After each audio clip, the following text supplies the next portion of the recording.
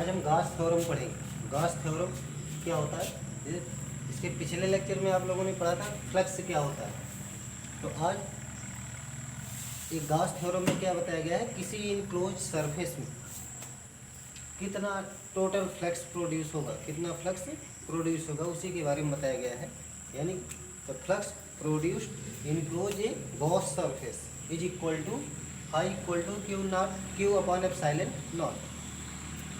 यानी कि किसी गॉसियन सरफेस में जो वैद्युत फ्लक्स उत्पन्न होता है उसका मान हमेशा Q अपॉन एप्सिलॉन नॉट, और Q इज चार्ज। Q क्या है? चार्ज। अब इसको समझते हैं कैसे। यह सपोज कर लीजिए आपका कोई एक गॉसियन सरफेस है, ये आपका कोई एक चार्ज है।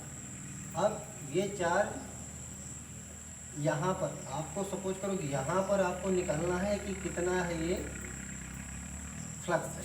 इसकी आप सब कंसीडर कर लो, इसकी एरिया क्या है? ds है। ये यहाँ से इसकी दूरी क्या होगी? r है। और यहाँ पे जो चार्ज है इसको आप सपोज कर लेना क्या? एक टेस्ट चार्ज है q।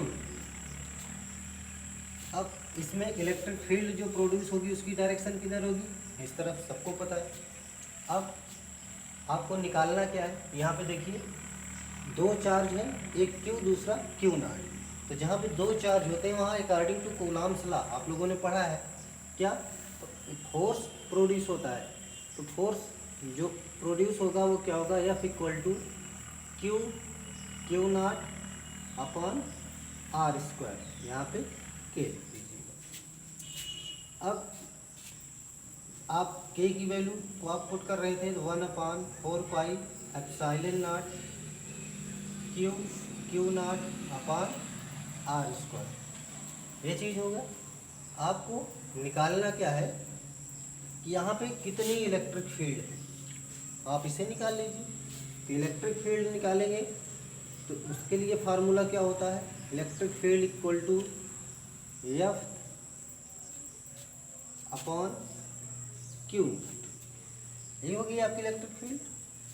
F की वैल्यू आप पुट कर दीजिए 1/4 epsilon naught q naught upon r square.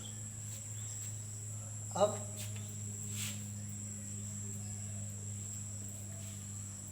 यहाँ पे इंटू क्यू नॉट की वैल्यू, ये तो F की वैल्यू हो गई। ये क्या है? This is F upon q naught. ये F है अपॉन क्यू नॉट कर दीजिए। अब देखो यहाँ क्यू नॉट से क्यू नॉट कैंसिल, बचेगा क्या? यहाँ पे आपको बच रहा है 1/4 epsilon naught q upon r square. ये चीज़ बचा। यानी कि इलेक्ट्रिक फील्ड की वैल्यू क्या हो गई? 1/4 epsilon naught q upon r square. अब आपको पता है कि फ्लक्स इक्वल टू होता क्या है। इसके पिछले लेक्चर में आपने देखा था flux equal to close integration of E dot D S. तो ई क्या है अभी आपने निकाला, ये चीज़ इसकी। अब ये आपका क्या है? ये आपका वेरिएबल तो है नहीं, यहाँ पे एक कांस्टेंट होगा तो इस कांस्टेंट को हम बाहर ले लेंगे। तो आप इसको ऐसे लिख सकते हैं E close integration of D S. अब यहाँ पे देखो close integration of D S, इसका मतलब इस पूरे एरिया का इस पूरा जो ये क्या है, एक सरफेस बन रहा है। इस पूरे सरफेस का एरिया क्या होता है? आप लोगों को सूत्र पता है? सरफेस यानी कि वृत्त का क्षेत्रफल क्या होता है? 4πr²। ये होता है। तो ये इंटीग्रेशन ऑफ डी एस का मतलब क्या हो गया? 4πr²। यहाँ पे आप ऐसे लिख सकते हैं ई इंटू 4πr²।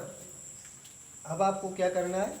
ई की वैल्यू पुट कर देना है। ई की वैल्यू यहाँ से ई इक्वल टू दिस, ये वैल्यू आप पुट कर दीजिए। तो फाई इक्वल टू क्या आ जाएगा? ई की वैल्यू क्या हो जाएगी? Q upon 4πr² epsilon not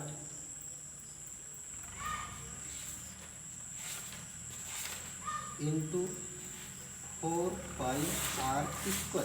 यहाँ पे ये हो गई ई की वैल्यू, इधर ये पोर्शन ई है और ये 4πr², यानी कि इंटीग्रेशन ऑफ ds। अब यहाँ से देखिए 4πr² कैंसिल, बचा क्या, Q/ε0, Q/ε0। यही आपको प्रूव करना था गॉस थ्योरम। ये गॉस थ्योरम का प्रूवमेंट आप कैसे ही लग सकते हैं कि total induced flux is equal to Q/ε0। ये आपका गॉस थ्योरम है। ये चीज़ समझ में, एक बार फिर से समझ लेते हैं कि देखिए आप गॉस थ्योरम क्या है, यानी कि total induced magnetic flux through a Gaussian surface is equal to Q/ε0, यानी कि फाई इक्वल टू Q/ε0। यहाँ पे एक सर्किल आप ड्रा कर लीजिए, यानी कि गॉसियन सरफेस है जहाँ पे आपका एक Q चार्ज है।